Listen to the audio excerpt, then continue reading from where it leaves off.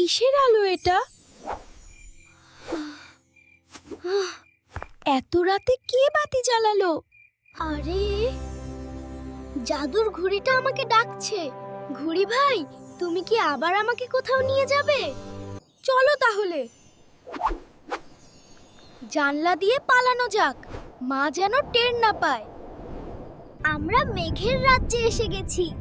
মেঘগুলো দেখতে একদম হাওয়াই মিঠাইয়ের মতো।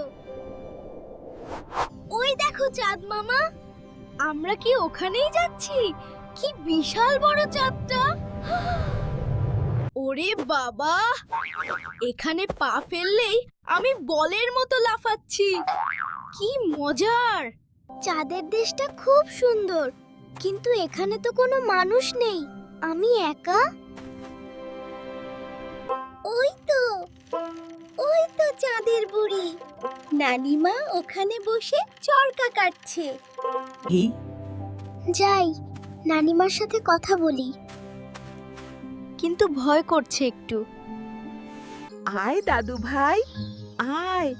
আমি জানতাম তুই আসবি, তোর জন্যই তো অপেক্ষা করছি। নানিমা, তুমি সারা রাত বসে বসে কি সুতো কাটো? এগুলো দিয়ে কি হয়? এই দেখ, আমি তারার আলো দিয়ে কাপড় বুনি, জাদুর কাপড়। ওয়াও, কি নরম! আরে একটা সাদা খরগোশ। তুমিও কি চাঁদের দেশে থাকো ছোট্ট বন্ধু? আমাকে ধরো তো দেখি। আমি কিন্তু অনেক জোরে দৌড়াতে পারি। অনেক খেলা হয়েছে, এবার একটু চাঁদের পায়েস খেয়ে নে। চাঁদের পায়েস, ইয়াম্মি। উফ, কি মিষ্টি! পৃথিবীর পায়েসের চেয়েও 1000 গুণ বেশি মজা। নানিমা, ওই দেখো আমার দেশ। পৃথিবীটা এখান থেকে কত সুন্দর লাগছে, তাই না? কি হলো ঘুড়ি ভাই, এখনই যেতে হবে? কিন্তু আমার যে যেতে ইচ্ছে করছে না। ভোর হয়ে আসছে দাদু ভাই, তোকে ফিরতে হবে। এই নে আমার পক্ষ থেকে ছোট্ট উপহার। বিদায় নানিমা। বিদায় খরগোশ বন্ধু, আমি আবার আসবো। জোরে চলো ঘুড়ি, সূর্য ওঠার আগেই বাড়ি পৌঁছাতে হবে। ওই যে আমাদের গ্রাম দেখা যাচ্ছে। ভোর হয়ে গেল রে।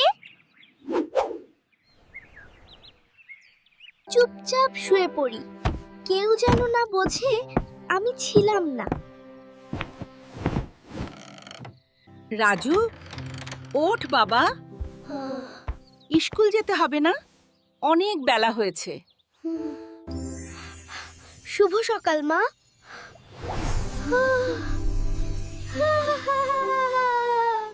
জানিস, আমি কাল রাতে চাঁদের বুড়ির সাথে দেখা করেছি। এই দেখ প্রমাণ। আমার জাদুর ঘুড়ি সব শুনছে আর হাসছে। স্কুলের ঘন্টা বেজে গেছে, চলো দৌড় দেই। বন্ধুরা, তোমরাও কি চাঁদের বুড়ির কাছে যেতে চাও? তাহলে জাদুর ঘুড়ি খুঁজে বের করো। আজকের মতো টাটা, আবার দেখা হবে নতুন কোনো গল্পে। ভালো থেকো সবাই।